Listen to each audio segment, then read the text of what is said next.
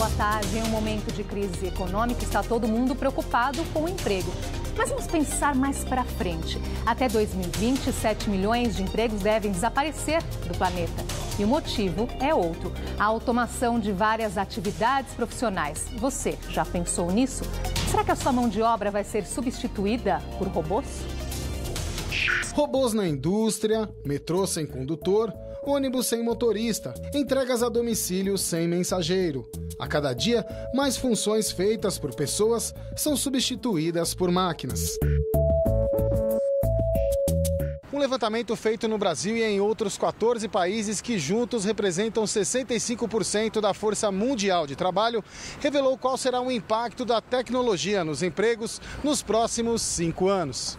A pesquisa chamada O Futuro do Trabalhador, divulgada pelo Fórum Econômico Mundial, revelou que neste período 7,1 milhões de empregos serão extintos.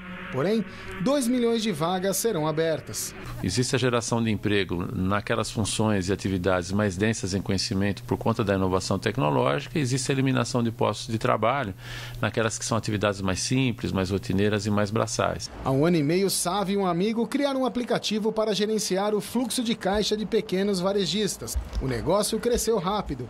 Já são 19 funcionários e ainda há vagas por falta de mão de obra qualificada. Os principais problemas que a gente tem no Brasil é a questão da mão de obra para a tecnologia, principalmente na área de desenvolvimento.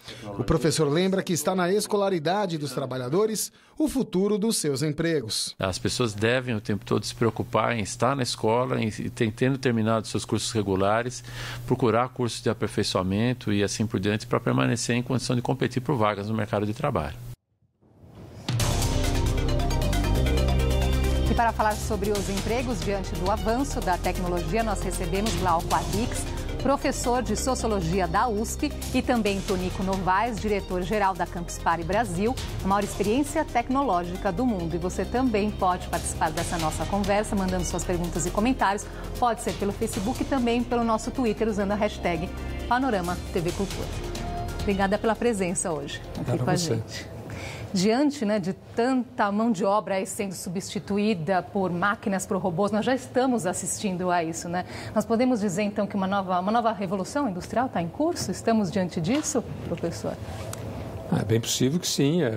As tecnologias estão explodindo em várias direções e tem muita coisa nova que está quebrando referências anteriores, a maneira como se produzia, a maneira como se pensava, a maneira como os serviços eram e são ainda oferecidos. As coisas estão muito no começo, Tem muita gente que faz muito oba-oba sobre as questões. Acabo de voltar de um estágio em Stanford, que é a Universidade de Stanford, nos Estados Unidos, que é um dos centros mundiais de algumas dessas tecnologias, e mesmo lá eles se debatem sobre como a evolução, como desenhar mesmo essa evolução. Agora, com certeza, tem muita coisa nova e muita coisa que vai abalar a maneira como a gente já trabalha, como a gente pensa, como a gente vive. E se a gente não mexer a elegância, elas vão ficar para trás mais uma vez. Sim, sim. E aí a gente pergunta, será que vai ter emprego para todo mundo, Tonico? Olha, como você disse, tem algumas pesquisas que dizem que nos próximos anos 60%, 70% dos empregos que existem hoje vão desaparecer por conta dos robôs. O que a gente tem que parar de procurar é emprego, é trabalho. A sociedade tem que parar de querer desenvolver novos empregos e sim desenvolver renda. É isso que as novas tecnologias estão se colocando. Exemplos disso são Uber ou o próprio Airbnb. Eles estão desenvolvendo renda para a sociedade e não procurando emprego. Eu acho que com essa nova economia compartilhada, essa nova economia disruptiva, o que vai acontecer para a sociedade, o que vai trazer de transformação é cada vez mais o jovem vai procurar renda e não trabalho e emprego como antes a gente estava procurando crescer dentro da sociedade. Agora, professor, você colocou, se a gente não se mexer, nós vamos ficar para trás, O que isso significa? Quando eu falei a gente é o Brasil. Sim, certo? sim. O Brasil tá Mas o que é preciso fazer, então? Não, veja, o Brasil está muito distante desses avanços tecnológicos. Muitas vezes essas tecnologias caem aqui um pouco a conta gotas, ou cai por modismo, ou caem pela boca de alguns consultores que oferecem para a gente. Concretamente, se você comparar a nossa indústria, ela está muito atrasada e muito defasada. Mesmo se você comparar a maneira como algumas universidades nossas, uma grande parte, trabalha. Na área de serviços é um pouco mais avançado. Então, tendo a achar que o incentivo a que surjam novas empresas, que surjam novos empreendimentos em vários níveis, isso aí pode oxigenar, trazer um pouco de ar fresco para a sociedade e para a economia.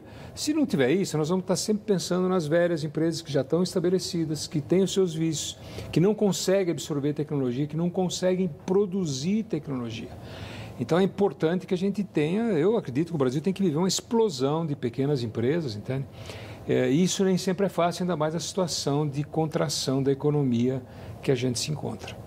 Agora, quando é dito aí, né, 7 milhões de empregos devem desaparecer até 2020, nós estamos falando também de profissões propriamente ditas? Eu acho que as profissões elas vão se reinventar, novas profissões vão aparecer.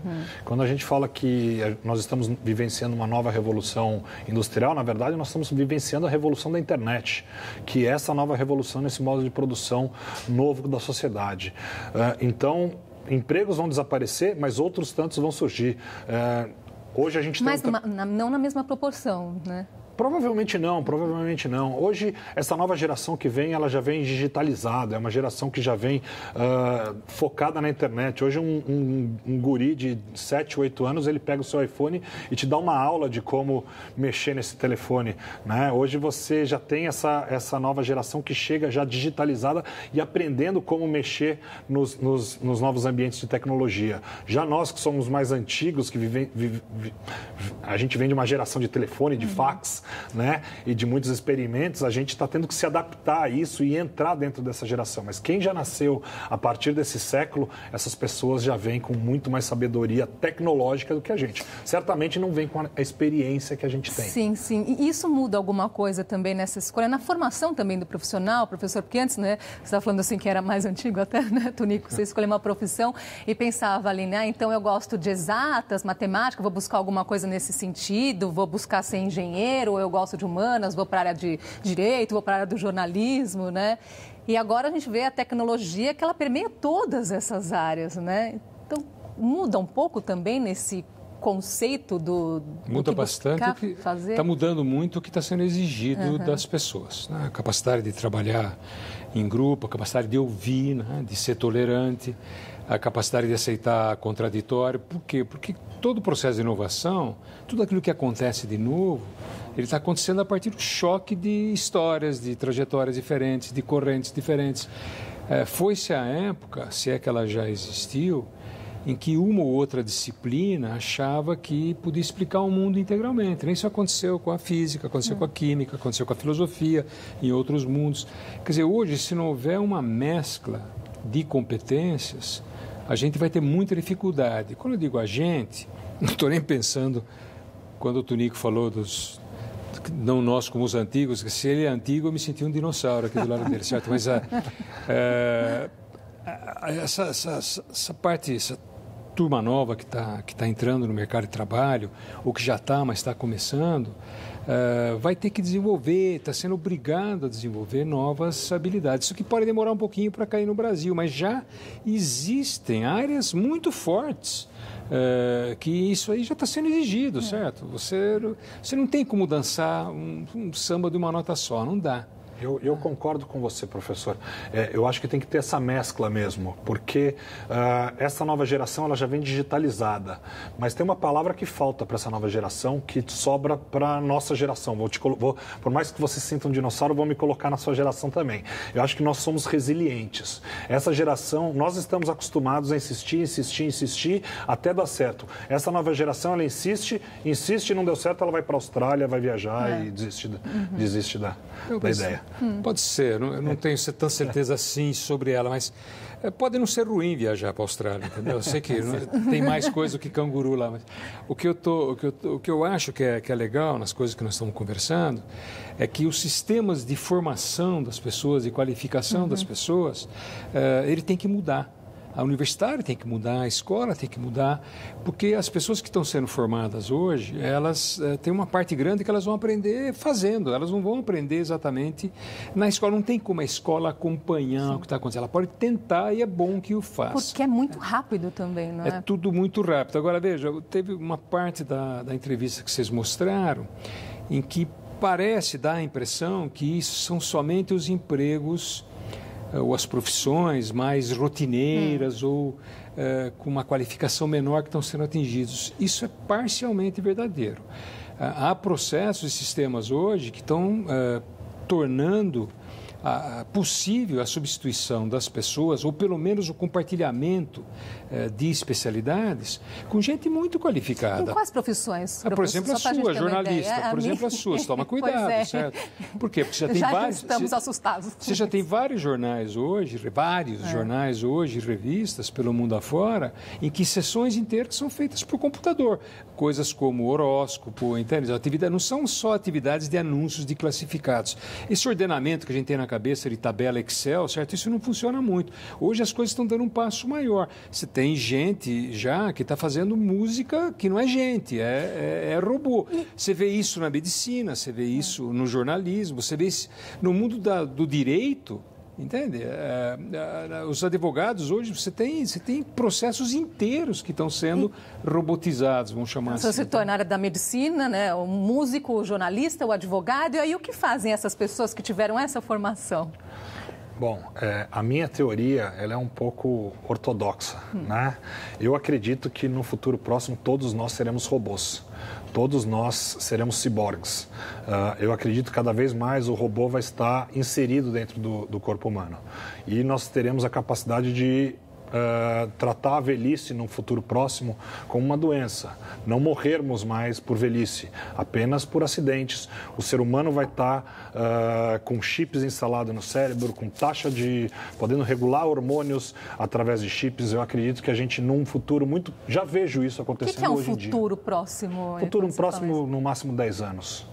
No máximo 10 anos. Eu já vejo isso hoje acontecendo com poucas pessoas. Tem uma lei, que é a lei de Moore, que diz que a cada ano duplica a velocidade de processamento do ano seguinte. Então eu acredito que nos próximos 5 anos a gente vai enfrentar a mesma velocidade de processamento e de inovação que a gente enfrentou nos últimos 50 anos. Mas isso aí de fato, né, e levanta várias questões, porque o professor colocou aqui no início, né, que eu fiquei pensando bastante nisso. Precisamos aí correr para não ficar para trás, né?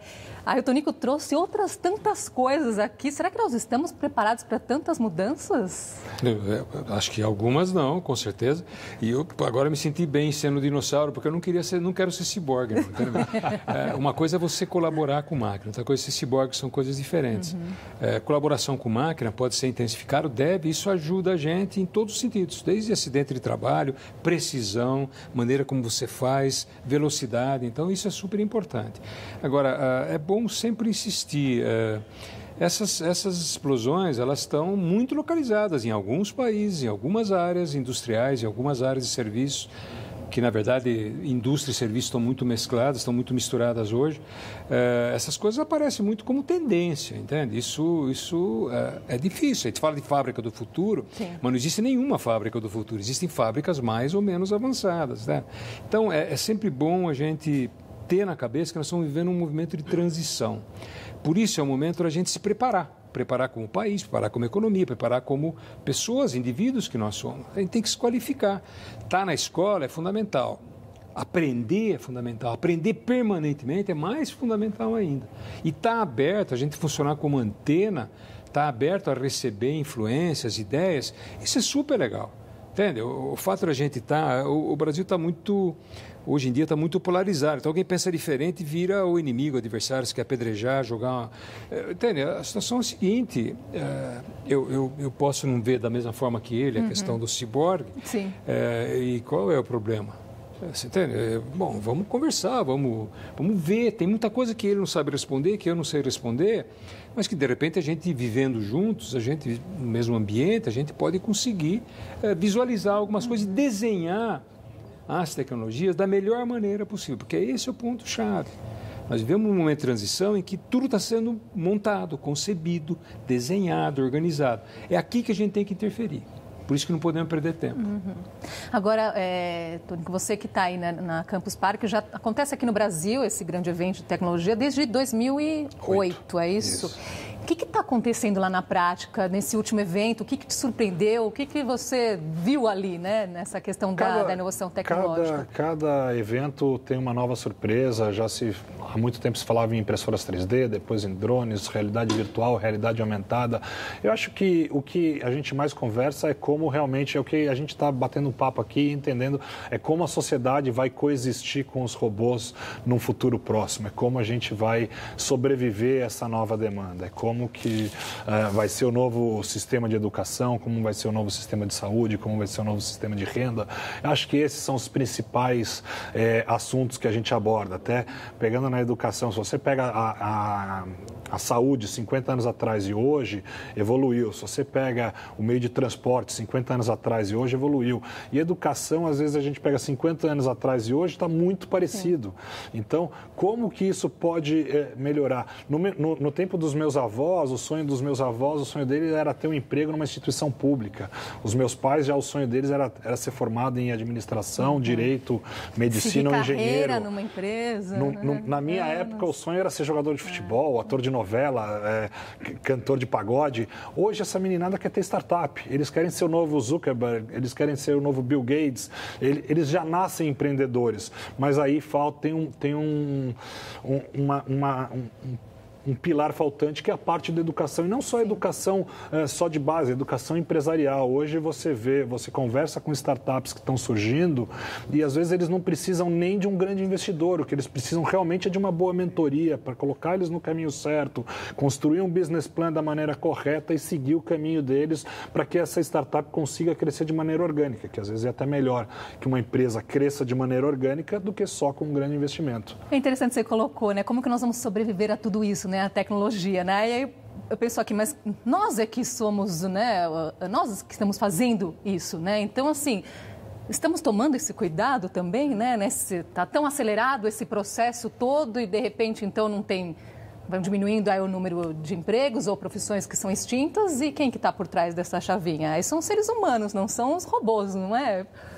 Em princípio, são seres Por humanos. Enquanto, são os seres humanos que mandam nos robôs, e os seres né? humanos, como até o professor citou, às vezes, porque um pensa diferente do outro, eles não conseguem sentar e discutir junto. Olha um exemplo muito claro para toda a sociedade, que é o táxi versus Uber. Uma guerra, praticamente uma guerra civil entre os dois, e em alguns países não tem nem mais táxi nem Uber, o carro já é autônomo. Então, muito em breve, já não tem nem mais táxi nem Uber, o carro já é autônomo e eles estão discutindo para ver quem vai dirigir. Né? Então, eu acho que é muito importante a gente ter esse discernimento de entender que, por mais que o outro pense diferente, como que eu posso entender esse outro para que a gente pense igual e que a gente tenha um futuro melhor para todos nós? Professor. Não, veja, esse é um bom caminho sempre, entende? Agora, tem questões que não são fáceis de serem lidadas, certo? As tecnologias, depende do uso que você faz, ou dos algoritmos que movem os robôs ou os computadores, depende do uso que você faz ou da maneira como você concebe eles podem trazer muita dor de cabeça, entende? Ou alívio. Depende muito da maneira. Então, esse momento em que você está desenhando e concebendo as coisas, ele é essencial para todo mundo. Em todo lugar você tem polêmicas fortíssimas, né? O carro sem motorista, que se pronuncia aparecer logo por aí, de uma maneira bastante forte, ele vai implicar mudanças gigantescas na estrutura da cidade, nos hábitos da gente, na noção de propriedade, né, que todo mundo tem o seu carro. Agora, por outro lado, você tem questões que estão ligadas a ele, que pouca gente consegue exatamente resolver. Os governos não conseguem, as empresas não conseguem. Tem uma empresa agora... 10 segundos, 10 dias, uma gigante que está mexendo com carro sem motorista, que diante da polêmica, o que faz quando você tem alguma opção que o carro é obrigado a desviar se atropela 3 criancinhas ou 3 velhinhos, certo? Eu sempre respondo, e você estivesse dirigindo, você atropelava quem? Você percebe? Não adianta jogar o problema para a máquina, certo? Mas a realidade é que é diferente quando tem um ser humano dirigindo, que comete uma infração ou um acidente, e você tem a máquina decidindo, porque sempre vai ficar uma dúvida se ela poderia ter feito uma outra coisa. Essa empresa acabou de decidir agora, de uma maneira inédita, diante da ausência de regulamentação, para saber quem são os responsáveis, que todo o sistema dela vai estar de acordo com isso. Ela vai defender o passageiro do automóvel. Então, esse é o pressuposto dele. Ela não está defendendo nem as criancinhas, nem os velhinhos, nem ninguém. Ela está dizendo o seguinte: tudo que for possível e necessário para defender quem está dentro, porque o carro, quem está oferecendo, sem motorista, quem está fabricando sou eu, certo? Vai ser feito e deve ser feito. Todos os parâmetros são derivados disso. Bom, isso coloca o debate de uma outra forma, certo? O cara pode atropelar 50 criancinhas ou 50 velhinhos para defender uma pessoa que está lá dentro. É isso que nós queremos? Eu não estou dizendo que está errado, só estou dizendo que estou perguntando, isso exatamente que nós queremos. São muitas as questões ainda envolvidas nessa nova era, em todas as tecnologias. Na tecnologia de identificação facial, que é maravilhosa para você manter segredo, para você manter sigilo. Ao mesmo tempo, depende da maneira como ela é usada, você tem uma quebra da individualidade, da privacidade. Você pode ter problemas graves que estão sendo debatidos no mundo inteiro. Entende? Fazer uma pausinha aqui nessa conversa. A gente volta já.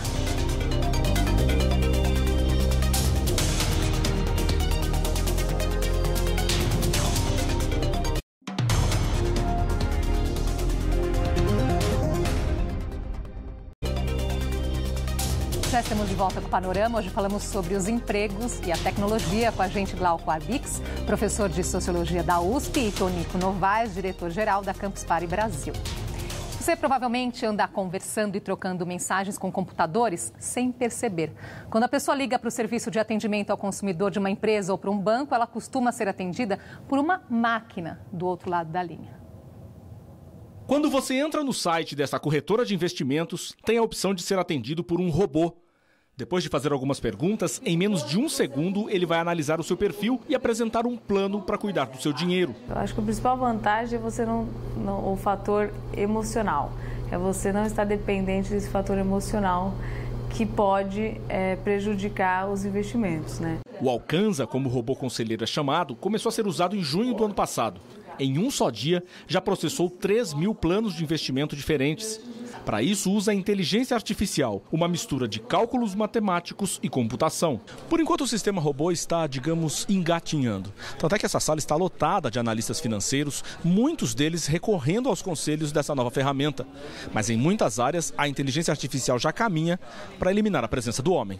É o caso do carro inteligente apresentado na Feira de Tecnologia de Berlim, na Alemanha, no ano passado.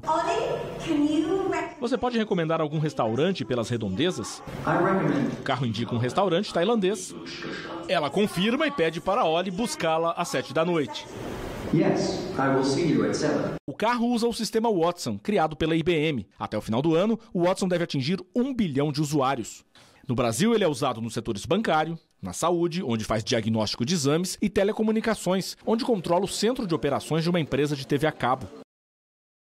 É impressionante, né? O Watson não é ficção, ele está aí, né? Já é realidade. O que ele faz que nós nunca seríamos capazes de fazer? Acho que a velocidade de processamento das informações, né?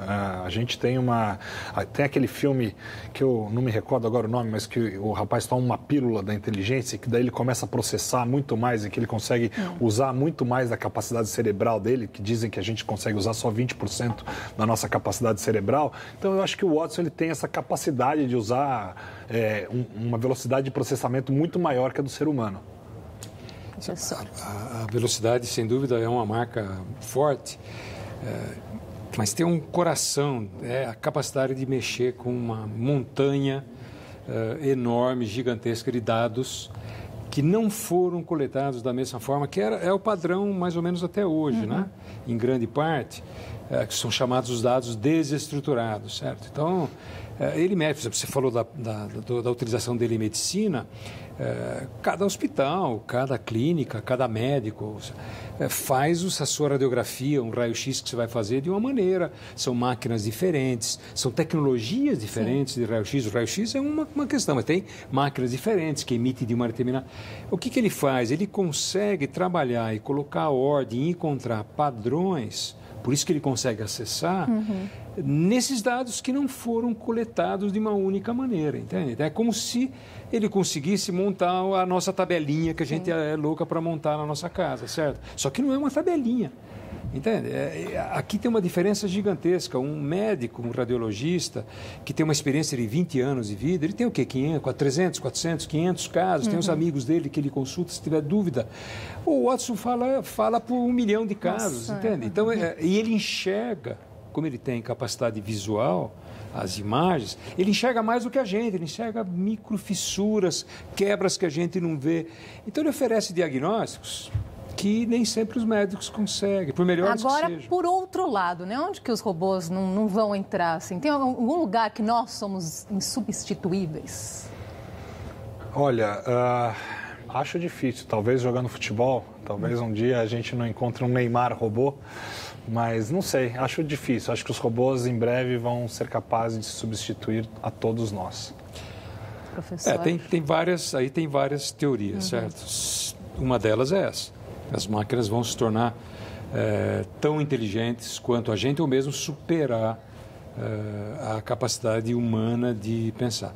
Mas cada vez mais as áreas que exigem sínteses, que exigem criatividade, inventividade, que exigem lirismo, são áreas que os robôs têm uma dificuldade gigantesca de entrar. E é difícil você imaginar que aqueles que planejam os robôs sejam as pessoas, que seja planejador ou uma outra máquina, porque esse é o outro problema, os robôs passam a se autoprogramar, certo?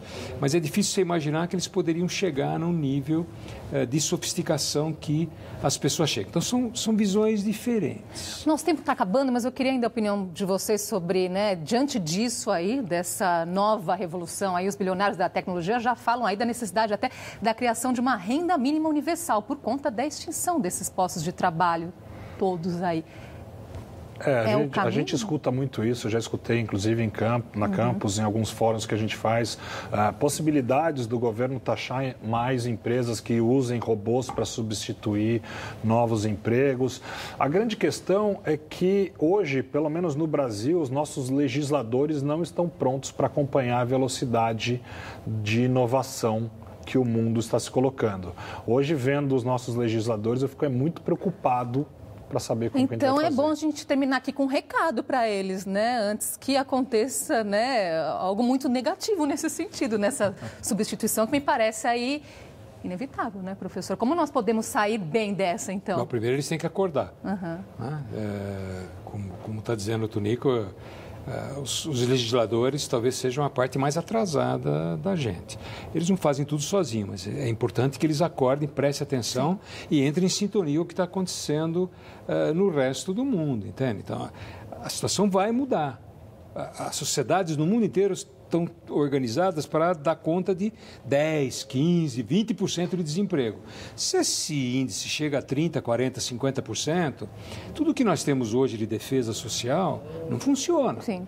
Então, você vai precisar repactuar as sociedades. Isso está sendo colocado por quem? Em que momento? Em que lugar? Algumas pessoas, algumas universidades, alguns centros, algumas empresas, mas, no geral, nós estamos bem atrasados. E se a gente pensar no Brasil, nós vamos ficar mais nervosos do que o necessário. Nosso tempo acabou, infelizmente, mas nós vamos voltar nesse assunto aqui em outras oportunidades, porque tem muita coisa ainda para falar sobre isso, né? Muito obrigado, Andressa. Obrigada pela presença e até a próxima. Até a próxima. Obrigada pela sua companhia e até amanhã.